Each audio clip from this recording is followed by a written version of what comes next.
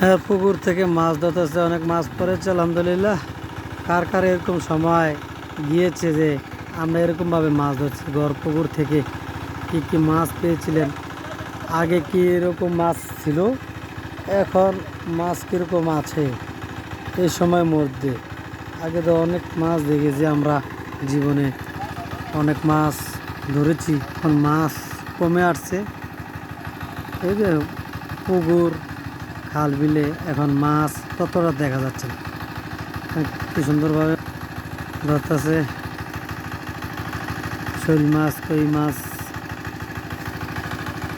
অনেক মাছই, অনেক ধরনের মাছ পাওয়া যায়। দেখেন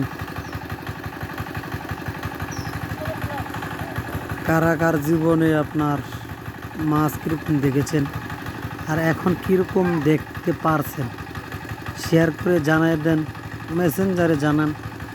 দেখেন